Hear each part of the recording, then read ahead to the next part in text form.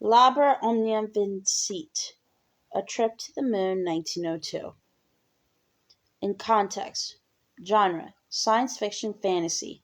Director, George Méliès. Writers, George Méliès, from novels by Jules Verne and H. G. Wells, all uncredited. Stars, George Méliès, Louis Bernon, Francois Lamont, Henri Delanoy.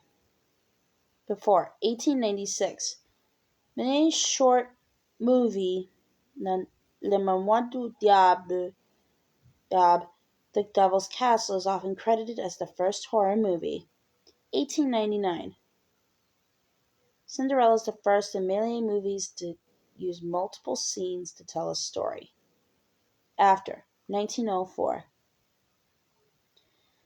Méliès adapts another Jules Verne story with Whirling the Worlds, a fantasy about a group of scientists who fly a steam train into the sun.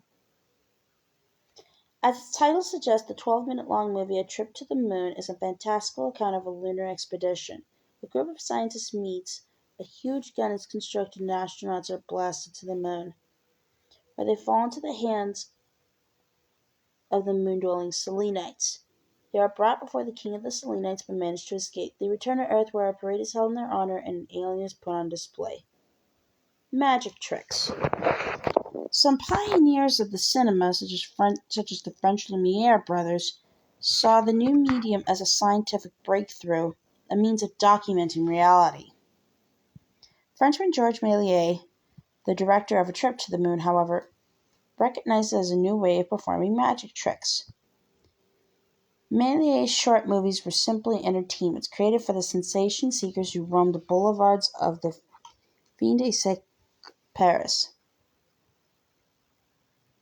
Filled with chorus-girls, goats, and Mephistophelian devils, the movie started out as recordings of simple magic acts and evolved into fanciful stories realized through innovative and audacious camera trickery, cinema's fledgling special effects.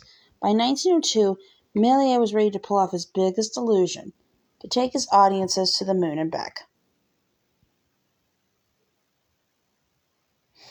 In this picture, chorus girls line up to fire the monster gun that will blast a spaceship to the moon.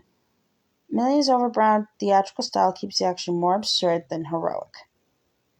Sci-fi and satire. A Trip to the Moon was the first movie to be inspired by the popular scientific romances of Jules Verne and H. G. Wells and is widely acknowledged as the world's first science fiction movie.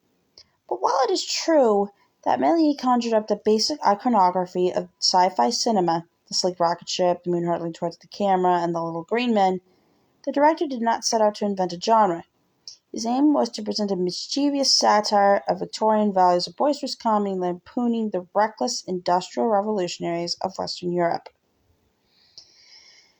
In Méliès' hands, men of science are destructive fools, led by Professor Barbenfouille, played by Méliès himself.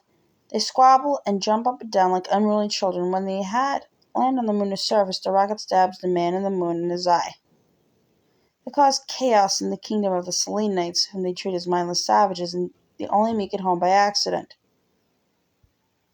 A statue of Barbenfouille appears in the final scene, a caricature of a pompous old man resembling one of Méliès' political cartoons. Its inscription reads, Labor Omnia Vincit, or conquers all, which, in light of the chaos that has preceded it, takes on a decidedly ironic tone. George Méliès. Méliès' early short movies experimented with theatrical techniques and special effects he had mastered as a stage magician. He used the camera to make people and objects disappear, reappear, or transform completely and devised countless technical innovations. Méliès wrote, directed, and starred in more than 500 motion pictures, pioneering the genres of sci-fi, horror, and suspense.